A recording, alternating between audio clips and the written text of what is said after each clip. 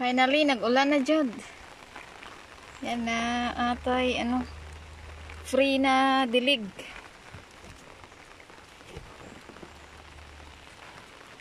Ani among diri garden. Naturally grown or organically grown vegetable garden. So, ayan, may mga sunflower tayo dyan. Nag-start na siya bloom.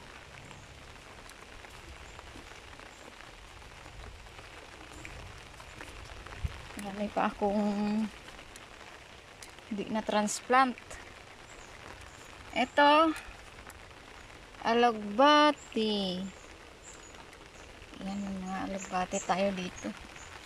Ito na area, cauliflower. Ayan, may Thai basil sa gilid. Ito yung area ng cauliflower natin. Yan yung sunflower. Umuulan na ngayon. Thank you, Lord. Ayan o. Hello!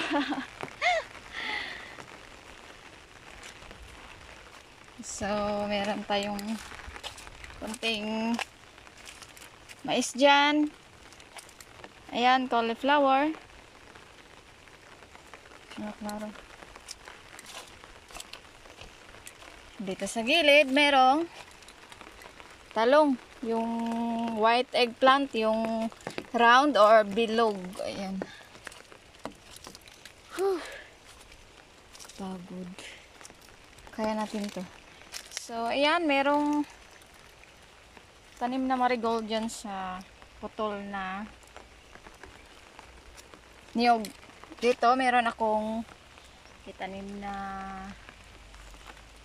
ayan, kamatis. Naturally grown tomato. Ayan, di pa siya nag-flower. So, ito yung purple corn ko. Ano yung tassel nila. Ito, meron tayong dito.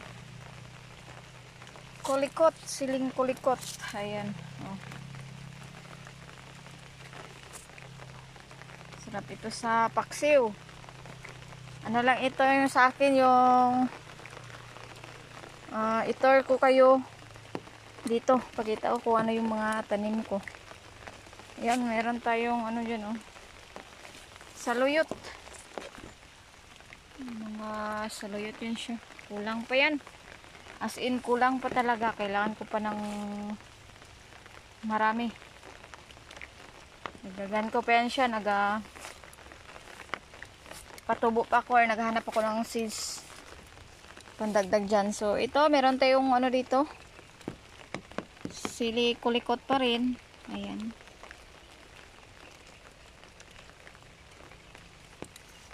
Sili kulikot. Ayan, nagbunga na sila. Ayan.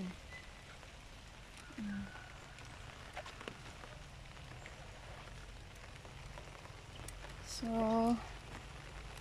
ito, bakante pa ito siya. So, mag-extend ako ng long beans dito. Ito yung i-work ko ngayong week. Ayan, may tayo. Roselle plant. Kunti na lang yung roselle plant pang similya. So, pag taniman na natin dito lahat sa loob. Ayan. Mag-extend tayo dyan. Sa labas, hanggang doon sa dulo. Ayan. Hanggang dito lang kami sa net kasi ito pa yung target namin. So, ma-extend kami doon soon. Yung doon sa may yung may saging. Hanggang doon kami. So, inuuna pa lang namin dito. I-full muna namin ng taniman namin lahat ito. Yung wala talagang bakante. So, dito kulang pa ng weeding. Hindi pa nalinisan. Meron tayong ano dyan, oh. Alugbati. Pang ano ito siya? Pang seeds. Ayan, oh. Naglabas na yung seeds niya.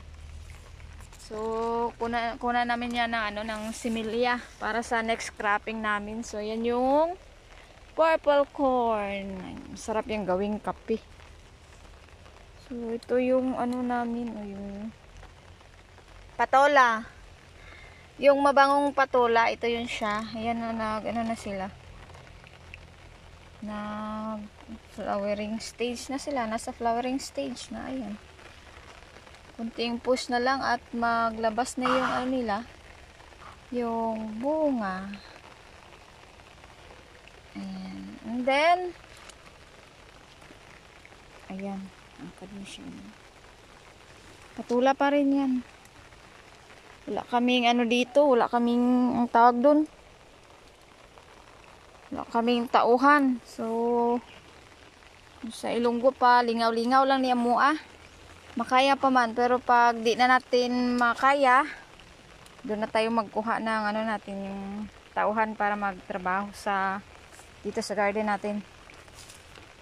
As of now is dalawa lang kami ng husband ko nagtatrabaho dito. Ayan, meron tayong kamote tops. Ayan. Bagong ano pa lang ito siya, bagong tanim. So, ayan, dito na area meron tayong long beans or batong. Yung matataas na batong. Ayan. So, i-apply namin yung organic na natutunan namin. I-apply namin. So, organic practitioner na kami. Kasi ako, yung major ko talaga, organic agriculture. Doon ako nag-aral sa USM. Para mapirahan ko yun. Nagtanim-tanim ako. Ayan yung batong, long beans. Yung husband ko naman is nag-lecture about sa organic. Lecture siya about sa maraan ng organikong pagpanguma or how to start organic farming. Ayan. So, may tanim na ito lahat dito. Kulang lang na weeding or bunutan ng damo. Ayan. Ito pa yung i-work ko. Ayan, malinis na. Ito dito, meron pang mga damo. So, bukas, linisan ko na siya ito. Maraming trabaho. So, ito meron kaming marigold. Ano ito siya? Pang control sa piste. Kasi kung organic farming ka, dapat may mga flowers ka palibot sa garden mo. So, ito, i-extend namin dyan yung garden namin. So, meron doon yung sa may saging. Yung sabi ko nga kanina, mag-extend kami hanggang doon kung mapuno na dito sa loob ng net. Ayan. Hindi kami nagagamit ng mga synthetic na chemicals dito. Kasi organic yung practice namin.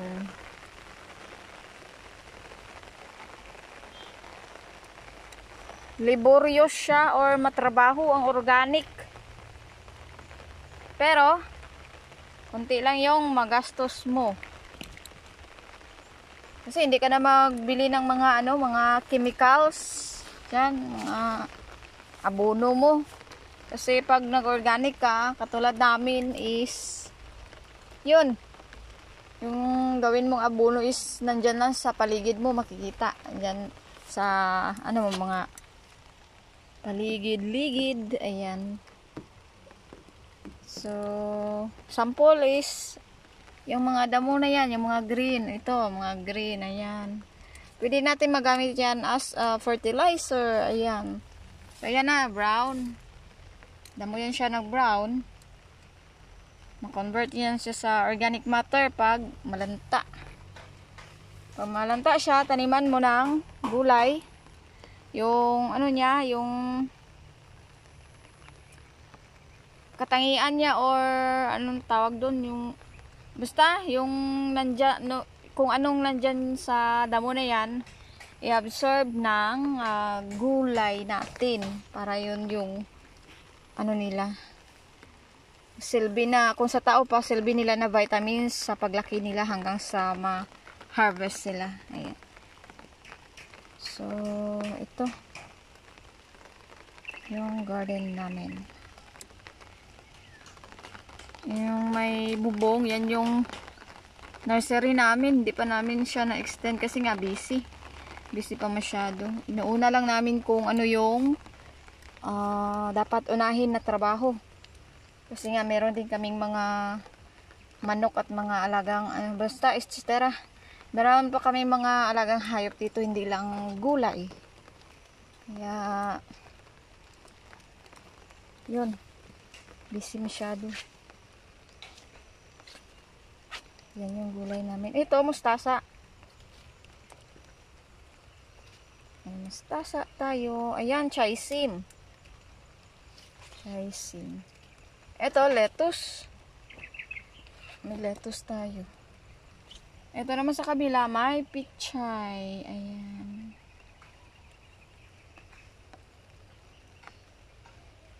So, yun lang muna for today's video. Thank you for watching. Go Organic!